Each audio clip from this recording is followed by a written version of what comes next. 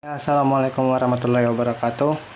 Nah, di sini kita akhirnya masuk ke materi yang baru, yaitu tentang trigonometri. Nah, ini adalah materi yang sangat banget penting amat.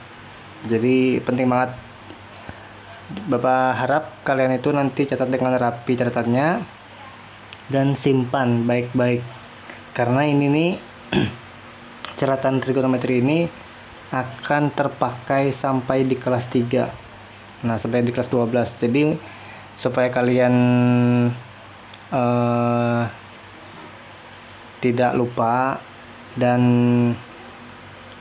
memahami trigon yang berikutnya nanti di kelas 12. Jadi ini modal kalian. Ini tolong disimpan baik-baik jangan sampai hilang, supaya nanti di kelas 11 dan kelas 12 itu lebih enak kalian mengerjakan soal-soal yang berhubungan dengan trigonometri. Nah, itu saja pesan dari Bapak. Nah, di sini kita akan langsung memulai tentang bab 2 kita, yaitu trigonometri. Yang awal di sini kita akan memulai dengan konversi sudut. Nah, jadi trigon ini kan kalau kalian pernah mendengar itu kan yang ada sin, cos, tan itu. Nah, itu merupakan awal dari trigon. Nah, di sini sebelum ke sana kita harus tahu dulu yaitu sudutnya apa. Ini erat kaitannya dengan trigonometri, karena trigonometri ini kan ini 3 T ya tadi yang sin, cos, tan. Atau 3-nya ini berkaitan dengan yang segitiga. Nah, jadi kalian di sini usahakan mengenal dulu dasar-dasar dari trigonometri, yaitu tentang sudut, segitiga nantinya yang akan kita pelajari hari ini juga insya Allah, dan juga Pitagoras. Nah, itu dulu. Nah, oke, kita langsung saja mengenal apa itu sudut. Di sini bagian A ini konversi sudut. Nah, Bapak ambil konversi sudut supaya lebih ringkas. Kalau di LKS kan di sini ada namanya ukuran sudut yang bagian A-nya ini. Ini sama saja. Ada derajat, ada radian sama. Cuman ini Bapak ringkas menjadi seperti ini. Jadi Bapak anggap sebagai bagian awalnya itu adalah konversi sudut, atau kita nanti mengubah-ubah sudut. Nah, di sini sudut itu adalah hasil rotasi dari sisi awal ke sisi akhir. Nah, ini adalah pengertian dari sudut.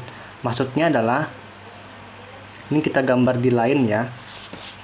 Nah, misal sudut itu begini. Nah, ada suatu garis. Nah, di sini kan katanya hasil rotasi dari sisi awal. Jadi sisi bukan titik. Nah, ini anggap sisi awal. Ini sisi awal. Nah, ini kita rotasi. Kita rotasi misalkan seperti ini. Berarti kan hasilnya di sini. Nah, ini hasilnya. Ini kita anggap sebagai sisi akhir. Nah, maka yang namanya sudut itu ini sudut.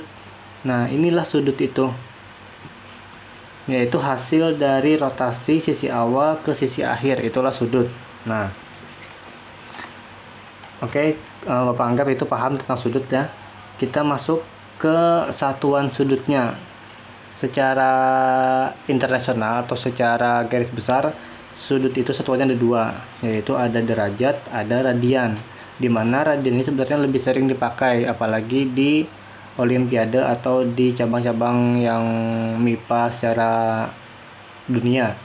Kalau derajat ini lebih kebanyakan kita atau Asia yang memakai. Nah, di sini derajat dan radian itu adalah sama-sama satuan sudut, cuman memiliki konversi yang berbeda. Artinya, kan dalam lingkaran itu kan ada satu putaran. Satu putaran itu sama dengan 360 derajat, seperti yang kita kenal seperti biasanya. Nah, dalam radian, satu putaran itu adalah 2 pi. Ini dibaca pi. Pi radian. Nah, jadi di sini berbeda. Kalau putaran sudut itu 360 derajat, kalau satu full putarannya itu dalam radian adalah 2 pi radian. Nah, sehingga ini kita bisa gabungkan atau kita ambil kesimpulan bahwa 360 derajat itu sama dengan 2 pi radian, ya kan? Ini kan satu putaran, ini satu putaran. Nah, dari sini akan didapat suatu konversi atau sudut dasar 1 derajat itu kalau kita mau mengubah ke dalam radian adalah pi per 180 derajat radian. Jadi kalau kita mau mengubah dari derajat ke radian, gunakan rumus ini. Sebaliknya, kalau kita mau mengubah dari radian menjadi derajat, digunakan rumus ini. Ini kebalikannya aja nih. 1 radian sama 180 derajat per pi. Kalau 1 derajatnya pi per 180 derajat tambahin rad, karena kan kita mau mengubah ke radian. Kalau di sini nanti tambahin derajat kalau kita mau mengubah ke derajat. Contoh dulu yang awal, kita mau mengubah derajat ke radian, misalkan 60 derajat. Ini sama dengan berapa radian? Nah, berarti kita gunakan rumus yang dari derajat ke radian, yaitu yang pertama. Sehingga di sini caranya ya. Sehingga di sini 60 derajat ini sama dengan 60 pi per 180 derajat rad. Nah, ini dikecilkan angkanya. Berarti di sini kan 60, ini 0 coret aja. 6 bagi 18, ini kan berarti bisa dicoret dapatnya 3. Nah, berarti sini 1 per 3 pi rad atau radian. Nah, jadi konversinya itu dari 60 derajat menjadi 1/3 pi radian. Nah, itu konversi dari derajat ke radian. Contoh yang kedua, kalau dari radian ke derajat, misalkan kita maunya berapa? 3/4 pi radian. Ini berapa derajat? Nah, berarti caranya gunakan yang kedua, karena kan kita mau mengubah dari radian menjadi derajat, yaitu 3/4 pi radian ini sama dengan 3/4 dikali ini 3/4 pi dikali 180 derajat pi. Nah, ini sama-sama pi kita coret supaya habis.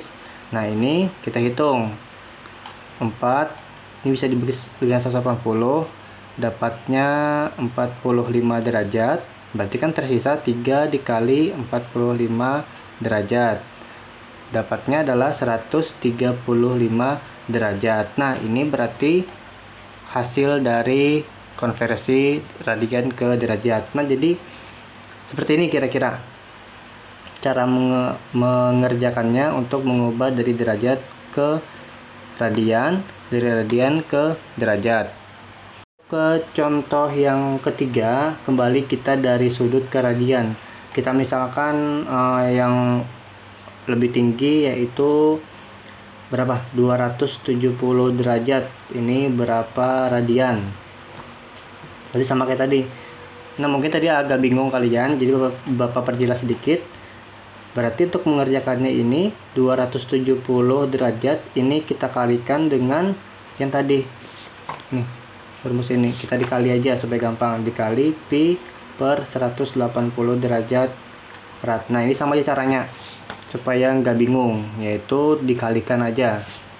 Nah, sehingga di sini menjadi 270 derajat dibagi 180 derajat pi rad, supaya gampang angkanya kita kumpulkan, yang di atas, di bawah, di bawah. Ini kita coret. Nah, ini kita sederhanakan, 27 dibagi 18, ini sama-sama bisa dibagi 9, berarti jadinya 3/2 pi radian. Nah, ini berarti hasil dari contoh yang ketiga. Contoh yang keempat, lagi kita ambil dari radian ke derajat. Kita ambil misalkan berapa maunya, 2/5 gen, 2/5 pi radian ini berapa derajat, sama seperti tadi. Berarti 2/5 pi ini kita kalikan dengan 180 derajat per pi. Nah, ini pi nya kita coret. Nah, ini kita hitung mau dibagi dulu atau dikali dulu, sama aja. Kalau mau dibagi dulu berarti 180 dibagi 5 berapa ini? Kita bagi di lain, 180 dibagi 5 ketemu 36. Berarti kan di sini 36. Kita kali 2 berarti 2 dikali 36 derajat menjadi 72 derajat. Nah, ini hasil dari contoh 4. Nah, ini Bapak kira untuk bagian A sudah cukup bisa dipahami. Ini cuma sekedar mengubah sudut dari derajat ke radian atau dari radian ke derajat. Sekarang kita coba masuk ke yang bagian B. Kita coba langsung ke bagian B karena ini lebih karena ini gampang. Jadi langsung aja kita perbanyak materinya. Nah, kita masuk ke bagian B. Ini adalah perbandingan trigonometri pada segitiga siku-siku. Nah, inilah yang cikal bakal pengertian dari apa itu sin, apa itu cos, apa itu tan, dan yang lain-lainnya. Nah, di sini yang perlu kita garis bawahi adalah segitiga siku-siku.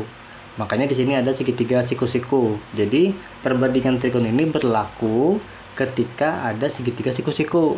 Kalau bukan segitiga siku-siku, maka perbandingan trigon yang sin konstan itu tidak berlaku. Nah, sekarang di sini ada segitiga siku-siku. Ini kita beri nama A, B, C. Ini terserah aja.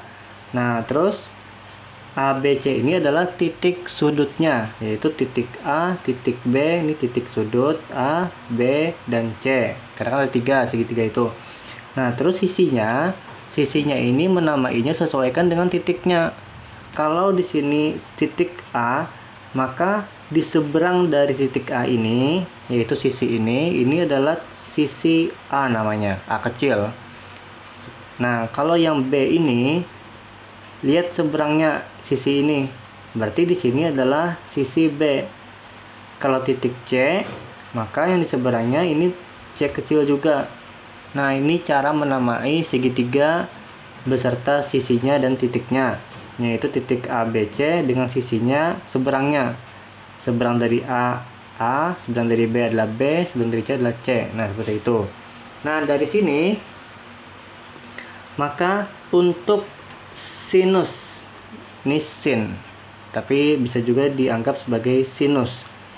Sin dari A, nah, sin dari A berarti kita patokannya di A. Nah, sin A itu pengertiannya adalah perbandingan sisi di seberangnya dengan miringnya atau sisi di depannya. Jadi di sini di depan A ini siapa dan miringnya siapa. Nah, dari sini miring itu sudah pasti yang AC ya. Nah, jadi sini supaya gampang, ini Bapak namai demi, yaitu depan, ini miring. Nah, jadi sin A itu rumusnya depan dibagi miring. Siapa depannya? Depannya kan berarti yang A ini, yang A kecil, dibagi miring. Miringnya siapa? Yaitu yang B. Nah, ini untuk yang sin. Untuk yang cos, ini kita patokannya di A dulu ya. Cos A, berarti patokannya di A. Cos A ini, dia perbandingan dari sisi samping dibagi miring. Nah, sampingnya siapa? Sampingnya adalah C. Nggak mungkin yang B, samping dari A. Samping dari A ini kan adalah C. Nih, sisi sampingnya. Ini adalah C, bukan B. Kalau B ini kan sudah mutlak adalah miring. Nah, berarti di sini rumusnya adalah C per B. Nah, untuk tan A. Tan A ini berarti sebenarnya adalah perbandingan dari sin dan cos, yaitu sin A dibagi cos A. Nah, sin A tadi siapa? Sin A tadi adalah demi, de per mi. Cos A-nya siapa? Yaitu sami, yaitu sa per mi. Nah, ini sama-sama per mi kita coret. Tersisa desa. Nah, inilah berarti rumus untuk tan, yaitu depan dibagi samping. Depan dari A siapa? Si A tadi. Sampingnya tadi adalah C. Nah, sudah ketemu. Nah, inilah rumus untuk sin, cos, dan sin, cos, dan tan. Jadi itu pengertiannya. Pengertian dari sin itu adalah perbandingan dari sisi depan sudutnya dibagi miringnya. Kalau kosinus atau cos itu samping dibagi miring. Kalau tan atau tangen itu adalah depan dengan sampingnya atau perbandingan sin dan cos. Nah, terus ketika sudah di sini ada lagi selain ini, yaitu kebalikannya.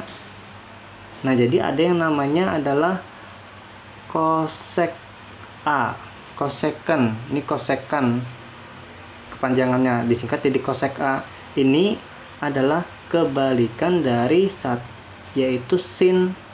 Dia kebalikannya atau 1/sin A. Karena kebalikannya berarti dia rumusnya terbalik, yaitu mi per D. Berarti B per A. Nah, ada lagi juga. Kalau kebalikan sin ada, berarti ada kebalikan cos, yaitu sek aja, sekan. Sekan ini berarti kebalikan dari 1 per cos A. Berarti cos A ini dibalik ke rumusnya kayak seperti tadi, berarti mi per sa, berarti jadinya B per C. Kalau tan ada lagi juga kebalikannya, yaitu kot A. Nah, ini bisa kot tangan atau kot, ini kot tangan disingkat jadi kot aja. Ini adalah kebalikan dari tan. Kebalikannya berarti tinggal dibalik rumusnya menjadi sa per mi, yaitu C per A. Nah, inilah perbandingan trigonometri. Jadi yang perlu diingat tuh rumusnya ini aja. Kalau sin itu demi, jadi sin demi, cos sami, tan desa. Yang tiga ini kan kebalikannya. Cosec itu kebalikan dari sin, sec itu kebalikan dari cos, cot itu kebalikan dari tan. Kita masuk ke contoh yang pertama, bagian B, tentang perbandingan segitiga tadi itu. Diketahui ada segitiga ABC seperti ini. Nah, ini segitiga siku-siku. Tentukan sin B, cos B, tan B, dan bagian B-nya tentukan sin C tambah cos B. Nah, di sini yang perlu kita perhatikan itu adalah sudutnya atau titik sudutnya. Ini ada ABC. Kan titiknya ada A, ada B, ada C. Nah, miringnya siapa? Miringnya adalah BC, sudah pasti ya. Ini sudah pasti miring. Nah, sekarang langsung saja untuk menentukan sin, cos B, dan tan B. Nah, kita lihat dulu, ternyata segitiganya ini tidak lengkap. Kenapa tidak lengkap? Karena sisi BC belum diketahui. Jadi kita cari dulu. Gimana cara mencarinya? Gunakan teorema Pitagoras. Nah, ini yang Bapak sebut tadi. Jadi harus paham dulu apa itu teorema Pitagoras. Nah, mencarinya ini, karena dicari adalah sisi miring, yaitu adalah BC. Nah, kita harus melengkapi kan. Jadi cari dulu BC-nya berapa. Maka Pitagorasnya adalah kalau miring berarti kuadrat dijumlahkan. Jumlah dari kuadratnya. Berarti kan di sini AB kuadrat ditambah AC kuadrat. Karena kan mencari miring. Nah, terus AB-nya adalah 3 kuadrat tambah AC-nya adalah 4 kuadrat. Ini berarti 9 tambah 16 jadinya 25. Nah, ini kan BC kuadrat. BC-nya berarti akar dari 25, yaitu 5. Nah, berarti kita ketemu bahwa BC ini 5 cm. Nah, kalau sudah lengkap seperti ini, gampang. Tinggal masukkan ke rumus, sesuaikan dengan sin kostannya tadi berapa. Nah, untuk yang bagian A, mencari sin B. Nah, sin B, patokan kita adalah B, patokannya. Rumus sin tadi apa? Sin demi. Nah, demi rumusnya. Deminya siapa?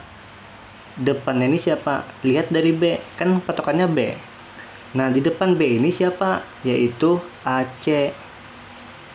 Nah, berarti AC-nya tadi adalah 4 per mi. Berarti miring. Miringnya berapa? Adalah 5. Nah, sudah. Ini untuk sin B. Untuk cos B.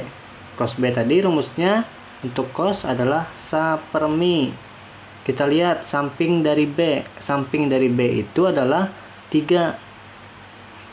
Bukan 5. Karena 5 ini miring.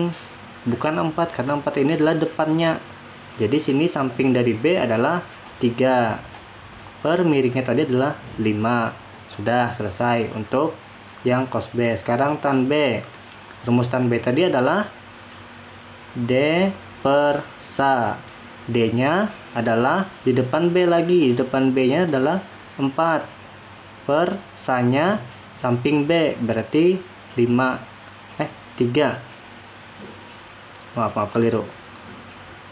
4 per 3. Nah, sudah selesai untuk sin konstannya. Ini hasil dari A. Seperti ini saja. Yang bagian B-nya adalah sin C tambah cos B. Nah, ini berbeda nih antara C dan B. Kalau cos B tadi sudah kita cari, yaitu 3/5. Sekarang sin C. Nah, untuk sin C ini kan rumusnya sin apa? Rumus sinnya kan sama, D per mi. Tapi yang kita lihat apa? Yang kita lihat adalah dari C-nya. Nah, dari C ini yang kita lihat. Di depan C siapa? Di depan C adalah ini, 3 cm.